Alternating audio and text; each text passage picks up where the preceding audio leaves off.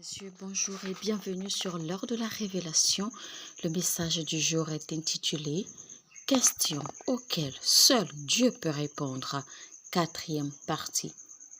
Alors nous allons faire la lecture biblique selon le livre du 1er roi, chapitre 19, du verset 3 au verset 18. Élie, voyant cela, se leva et s'en alla pour sauver sa vie.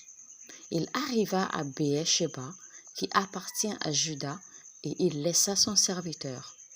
Pour lui, il alla dans le désert où, après une journée de marche, il s'assit sous un genêt et demanda la mort en disant « C'est assez, maintenant, Éternel, prends mon âme, car je ne suis pas meilleur que mes pères. » Il se coucha et s'endormit sous un genêt.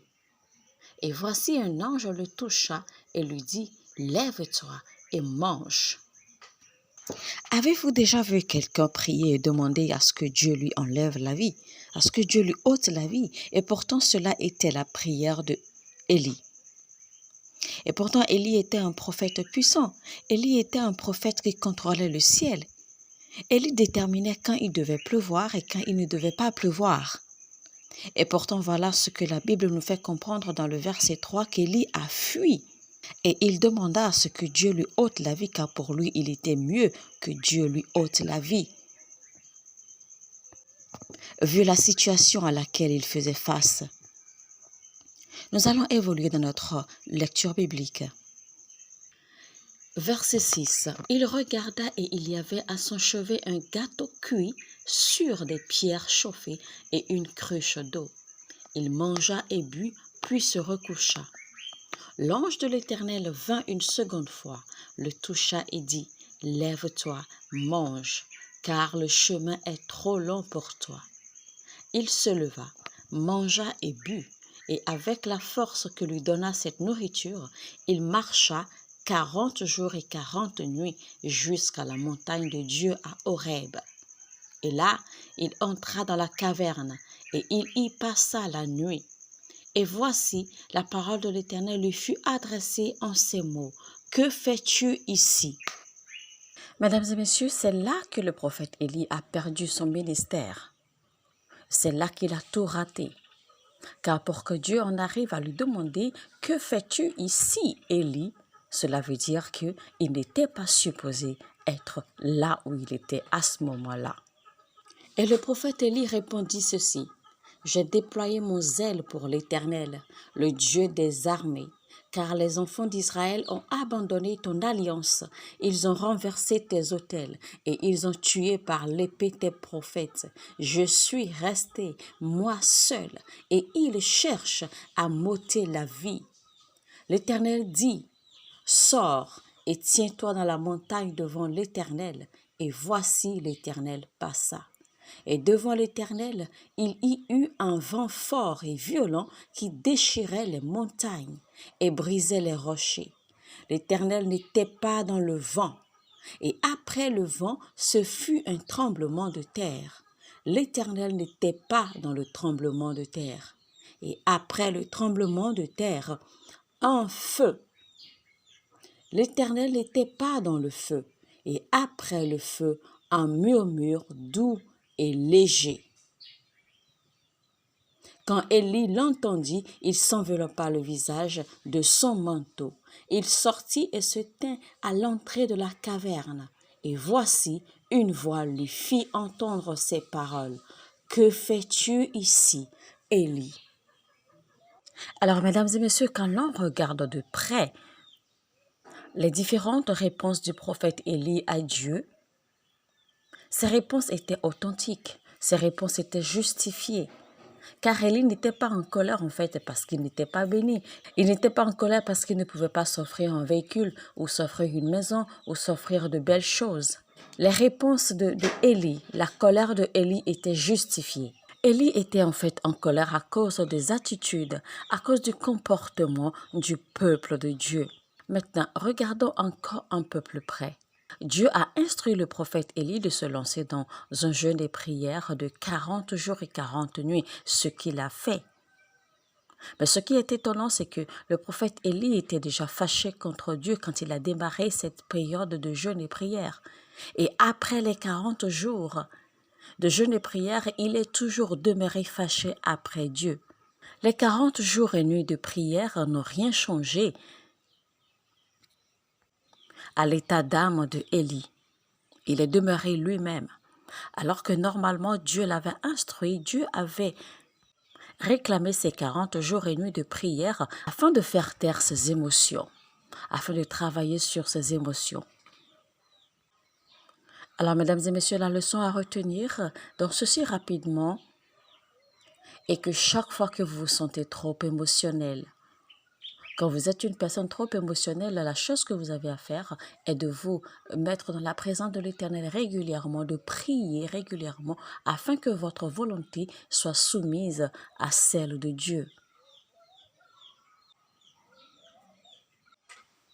Alors, remarquons que Dieu a demandé une deuxième fois à Élie, « Que fais-tu ici, Élie ?» Rappelons-nous que quand Dieu a posé cette question, premièrement, Élie a répondu. Mais il a fallu que Dieu lui pose la question encore une seconde fois. Mais pourquoi a-t-il fallu que Dieu pose la même question une seconde fois? Cela veut simplement dire qu'à la première question, Élie n'avait pas bien répondu. Car Élie avait répondu ce qu'il a répondu. Mais ce n'était pas la réponse que Dieu espérait de lui. Et c'est pour cela qu'il a fallu que Dieu repose la même question une seconde fois. Et si vous faites attention dans les versets qui suivent, quand Dieu a posé la question une deuxième fois, Élie s'est mis encore à se plaindre. Le problème de Dieu était que là où se trouvait Élie n'était pas une bonne situation géographique. Élie n'était pas supposé être là où il était. Élie n'avait pas besoin de quitter le poste que Dieu lui avait donné. Donc le fait que Dieu ait posé cette question deux fois à Élie signifie que Dieu n'était pas content de Élie. Mesdames et messieurs, vous devez retenir qu'il y a une bénédiction spéciale pour toute personne qui se refuse de se fâcher avec Dieu, malgré leurs circonstances, malgré ce qu'ils traversent, malgré les difficultés, malgré les souffrances de la vie. Il y a une bénédiction spéciale réservée pour ce genre de personnes qui refusent de questionner Dieu malgré leur vie. Des gens qui ne se plaignent pas amèrement quand ils traversent des difficultés. Des gens qui ne renient pas leur amour pour Dieu. Il y a une bénédiction spéciale réservée pour ce genre de personnes. Donc Dieu dit, ne vous inquiétez pas mes chers enfants, car je connais votre vie. Je sais ce que vous traversez. Je connais vos souffrances et vos douleurs. Je connais vos difficultés. Mais ne soyez surtout pas offensés. Ne vous fâchez pas avec moi. Ne soyez pas déprimés et ne me reniez surtout pas pour votre propre bien. Car Dieu dit dans le livre de Psaume 92, verset 5, « Que tes œuvres sont grandes, ô Éternel, que tes pensées sont profondes. »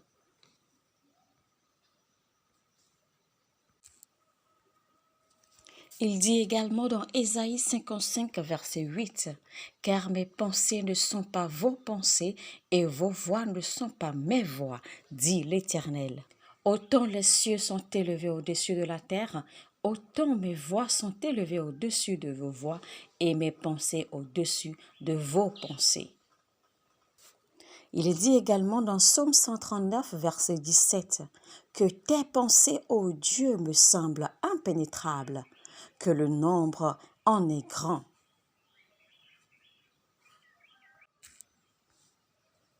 Il dit dans Jérémie 29, verset 11, « Car je connais les projets que j'ai formés sur vous, dit l'Éternel, projets de paix et non de malheur, afin de vous donner un avenir et de l'espérance. » Vous n'avez donc pas le droit de vous fâcher avec Dieu, car vous ne pouvez pas vous disputer avec Dieu. Vous ne pouvez pas vous quereller avec Dieu. Vous ne pouvez pas vous débattre avec Dieu. Vous ne pouvez pas aller contre ses volontés.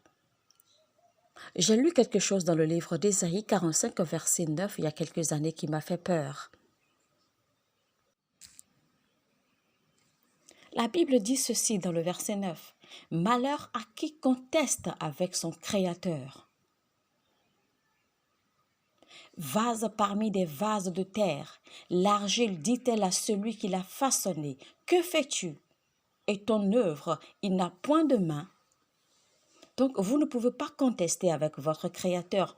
Vous n'avez pas le droit de contester avec Dieu. Vous ne pouvez même pas. Vous êtes la créature de Dieu. Vous êtes sa propriété. Donc, vous n'avez pas le droit, vous n'avez aucun droit de contester avec lui. Vous n'avez pas à le questionner sur ce qu'il fait ou comment il fait les choses. Mesdames et messieurs, analysons la vie de Jean-Baptiste. Il y a deux choses essentielles que j'ai ressorties.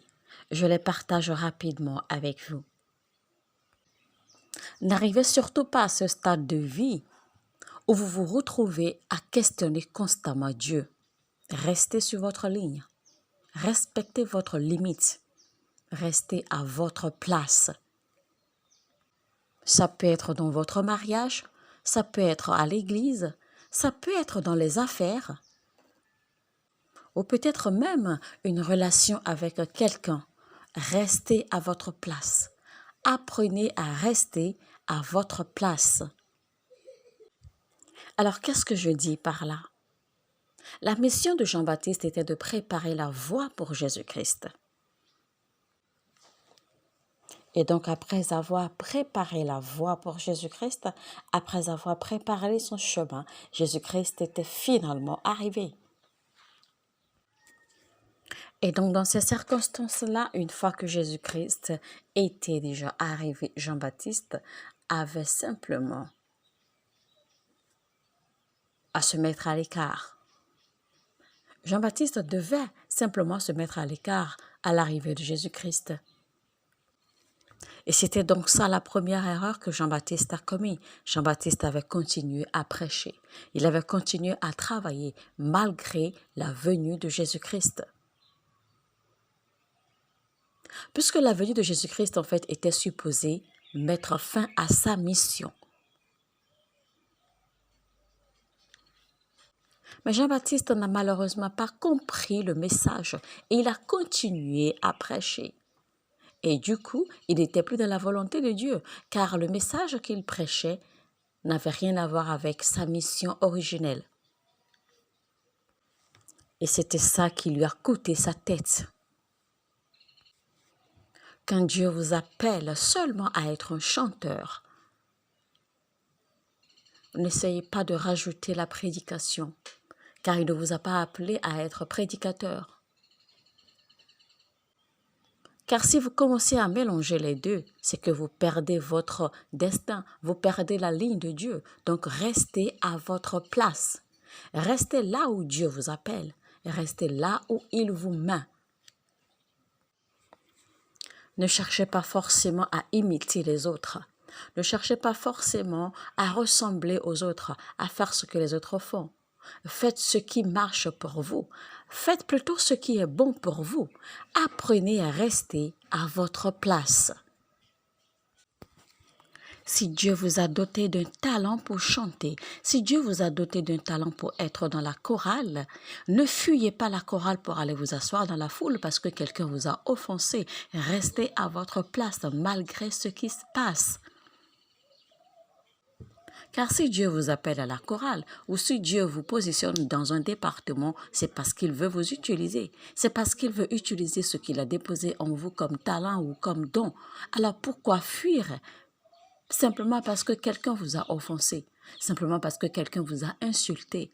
Apprenez à rester à votre place malgré ce qui vous entoure, malgré ce qui vous arrive, malgré ce qui se passe.